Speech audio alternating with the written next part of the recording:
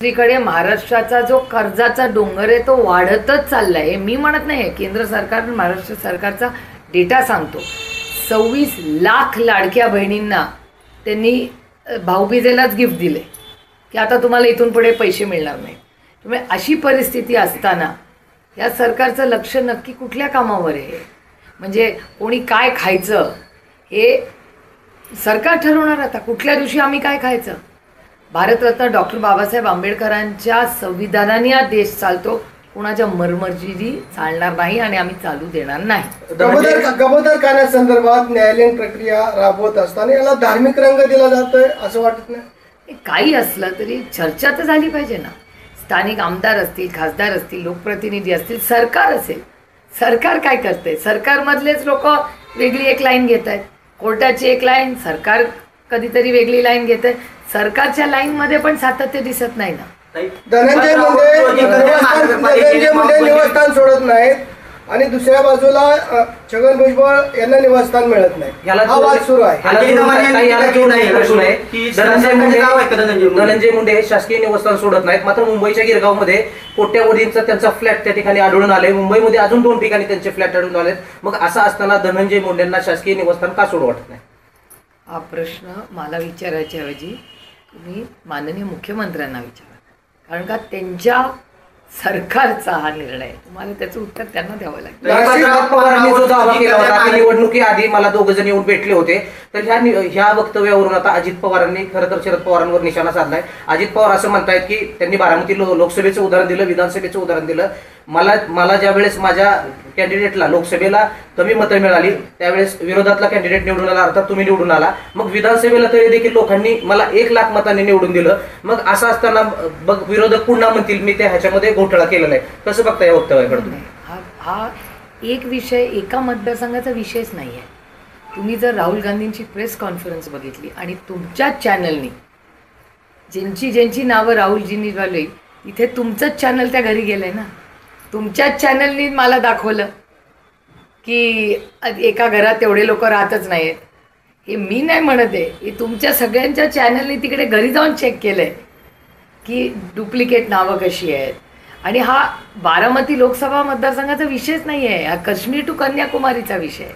हा एक कुणाचाच विषय नाही आहे, हा एका प्रक्रियेचा विषय आहे. आणि पवारसाहेबांचं स्टेटमेंट तुम्ही परत ऐका. ते काय म्हणले, 2 लोक आमच्याकडे आले, त्यांनी कुणावरच आरोप केला नाही.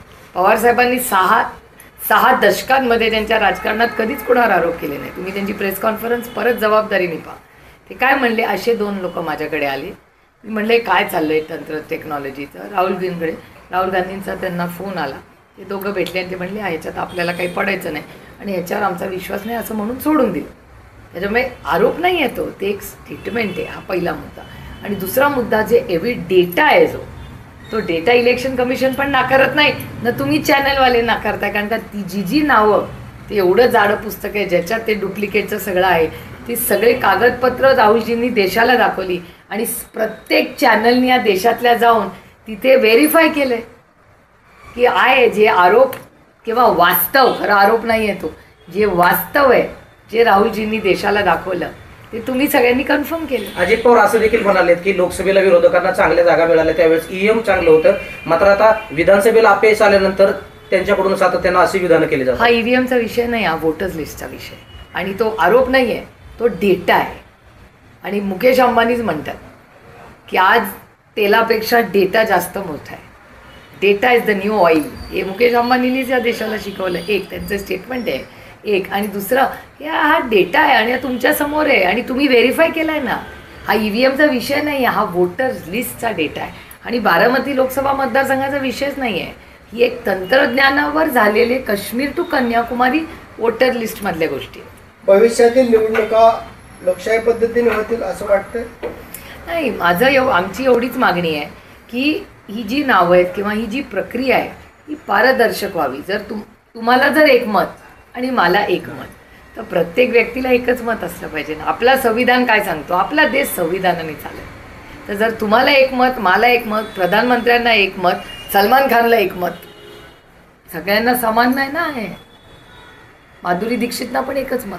त्याच्यामुळे सगळ्यांना एकच मताचा अधिकार आहे, तर प्रत्येकाने एकच मत द्यावं. आणि जर असेल तर फॉर्म्समध्ये एका घरात चुकीचे पत्ते, चुकीची आधार कार्ड, खोटी आधार कार्ड, हे तर तुमच्याच चॅनलनी दाखवलेलं आहे. तुमच्या सगळ्या चॅनल्सनी व्हेरीफाय केलं आहे. जे राहुलजींनी त्यांच्या प्रेस कॉन्फरन्समध्ये दाखवलं हे तुमच्या सगळ्यांच्या चॅनल्सनी त्या घरामध्ये दारामध्ये जाऊन वास्तव दाखवलंय की नाही देशाला. त्यामुळे दूध का दूध पाणी का पाणी साफ आहे. योगेंद्र यादवांनी काल 2 जे आहेत ते मयत दाखवले होते ते कोर्टासमोर हजर केलं. कसं बघता या सगळ्या? म्हणजे मी तुम्हाला खरं सांगू का, मला काहीच आश्चर्य वाटत नाही याचं. कारण का या गोष्टी कानावर येत होत्या, नंतर त्याचा सगळा स्टडी, कारण का मी एक तर कणावर कधी आरोप करतच नाही. कारण का माझं म्हणणं आहे की जे काय व्हावं ते पारदर्शकपणे डेटा ड्रिव्हन व्हावं. त्याच्यामुळे डेटाच दाखवतोय ना, त्याच्यामुळे वेगळं काय बोलायची गरजच नाही. Data speaks loud. तर आम्हाला अपेक्षित निवडणूक आयोगाकडून आहे ती उत्तर कुठेतरी बीजेपी भारतीय जनता पार्टीच्या नेत्यांकडून दिली जातात असा आरोप देखील केला जातो. नाही, हे रोहितचं स्टेटमेंट आहे, तुमच्याच चॅनलवरचं आहे. जे खरं आहे, एकीकडे भारतीय जनता पक्ष असं म्हणतं की ती स्वायत्त संस्था आहे. ती जर स्वायत्त संस्था असेल तर कुठल्याच, आम्ही पण नाही बोललं पाहिजे, त्यांनी पण बोललं, ते काय गरज नाही ना डिफेंड करायची. जर ती संस्थाचा सरकारचा काही संबंध नाही तर मग सरकारने काय बोलायचीच गरज नाही. RBI आहे, इलेक्शन कमिशन आहे, या संस्था स्वायत्त संस्था आहेत आणि तशाच राहिल्या पाहिजेत हा आमचा आग्रह आहे. याचं लॉजिकल एंड काय असेल काय वाटतं? भक्तिपत आहे का? कारण आमचं एवढंच म्हणणं आहे की तुम्ही ह्याची सगळ्याच्या लिस्ट चेक करा, जी डबल नावं आहेत, खोटी नावं आहेत, चुकीचे आहेत. आणि आजकाल तंत्रज्ञानामुळे एवढं मोठं तंत्रज्ञान आहे, त्या तंत्रज्ञानमध्ये किती देतं मला सांगा. आता तुम्ही पण सगळे तंत्रज्ञान, तुम्ही पण फॉर्म भरता.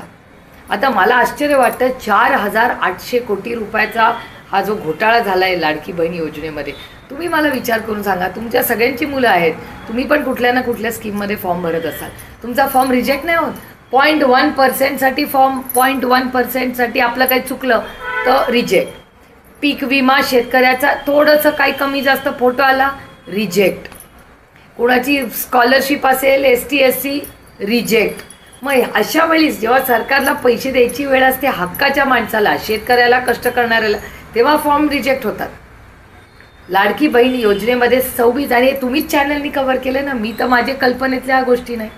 आता कसे काय त्याच्यात पुरुष निघाले, शॉकिंग. पुरुषांना पण यांनी लाडक्या बहिणीत मतं दिले.